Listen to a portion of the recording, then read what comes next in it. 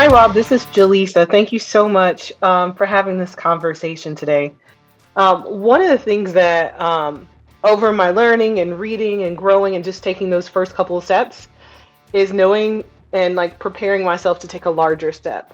So I'm looking to go from having small multifamily to larger, and because of the sheer size, it's a bit daunting. I'm curious if you had one or two pointers that really just encourage you to go ahead and continue and trust what you've learned. Yeah. So tell me what smaller is, because smaller for everybody is up to interpretation. What are you currently doing? Great question. So right now, one of the properties I want to sell is a triplex. So right now, larger to me, which is why it's a really great question, is just I'm looking at currently a 16 unit. Large, my threshold for large was 15 to 75 units first. And of course, like the one in the transitional living, that's in the hundreds, right? I'm just trying to get closer to triple Right. digits right now. Right. Well, hey, So double digits is my step there. I So love it. just taking that larger step, one of the biggest things in like setting these goals is just being honest with yourself. So I've doubled down over this last 6 months, just learning expenses and things that catch people by surprise. But when you're going on a larger investment, there is still this bit of residual ick you got to kind of shake off in order to take that step. Yeah, absolutely. Hey, and just congratulations to you, because just getting that threeplex is quite a feat for most people. So excellent job. Excellent job. And going to that 16plex is quite a feat. So I love that. So the trends now, would you be selling the threeplex to bump up? Yes. Okay. Yeah. So a lot of planning and timing is the key for making all of that work. Number one is finding a 16plex that fits the bill. And number two is making sure that when you lock that up in a contract, the seller knows that your plan is to disposition of the threeplex, because you got to be a little bit flexor on the closing timeline, right? Because you got to find your buyer and get into escrow and close on that. And then there's the lender portion of that. So the key thing would be the loan, and how there's so many different things that come flooding into my mind right now. The key thing would be the loan, and making sure that that's all going to fall into place, right? Number one, you've got to qualify for the loan, and number two, the building's got to pass the sniff test for the loan. Have you dug into that a little bit? Those are the steps that I'm trying to take. I'm trying to pulse around some of the referrals that I've gotten in terms of financial relationships with lenders. Some of them want to use my credit as well to almost serve as a guarantor for the business since it's newer.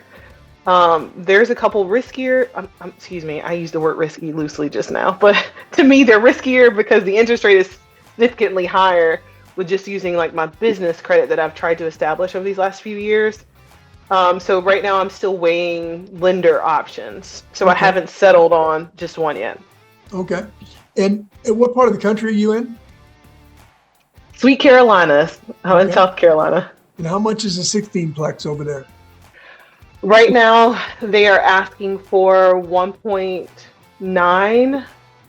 Okay. And based on like initial analysis, again, because I'm trying to wait to see what the lender possibilities are. Max is probably going to be around 1.3 without even getting into the bones of the property.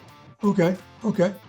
So if you're at $1.3 million and you put 20%, let's say 30% down, your loan is going to be south of $1 million. So when you get less than $1 million, actually really less than $5 million, you're really going to be working with a local lender. It's not going to be Fannie Mae or Freddie Mac. It's going to be a local bank, Okay. which is no problem, but you're going to be paying a little bit higher of an interest fee. There's a little bit more flexibility. A lot of times there's no prepayment penalty. There's advantages and disadvantages. I have loans with local banks on my 32plex, which was I think we closed it at 850 grand, we'll say. So with money down, the loan was 500K. It wasn't a ton, wasn't a huge loan. So that you're limited on your options on who will loan at that level. It's usually going to be your local bank at a lower level, which, hey, that's fantastic. You'll have plenty to choose from. In your case, if it is 1.3, 1.5, you put down the down payment, you're going to still be right at $1 million, a little bit above, a little bit below, that's going to end up being a local lender. That's who you want to be shopping with. And right now, you're probably what, the 6.5, 7 to 7.5 range.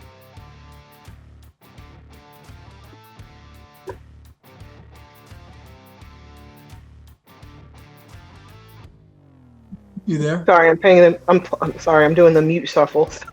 That's okay. Yes, I did. I did hear what you said. Thank you so much, because that's what I wanted it to be a little bit beyond just local. And I'm trying to balance, when do you just use local and when do you balance a private lender? But so that's very helpful with you just sharing that so far. So thank you so much. Yeah, it's going to be the amount of the loan is exactly right. And the terms, I'm amazed at the difference in terms from just one credit union to another in the same community, because they make their own rules, or the lenders do, as far as especially credit unions. I love credit unions because they don't have a prepayment penalty. So we love that. And because it allows me to pivot, I can sell at any time. Although with a good relationship with a local bank, even if there is a quote unquote prepayment penalty, they love relationship. If you're selling the building, they won't enforce it. But ask those questions. Like I have my loan on the 32-plex in St. Louis. He takes me to lunch every time I'm in St. Louis. If I let him, he'll give me baseball tickets every time I go there. If I let him, he knows I love going to the baseball game. So that's a great relationship. And I've asked him, look, what about the prepayment? He says, we're all about relationship, and they are. So what that means is, and he's not a credit union, he's just a regular bank in the local area up there. If you go to sell it, then we're not going to enforce the prepayment. But if you're going to refinance it with another lender, then we will enforce it. So those are the questions to ask up front, the pros and the cons. But basically, if it turns out to be no prepayment penalty, and it's a 5-year loan, that means in the next 5 years, if the market changes, you can do whatever you want.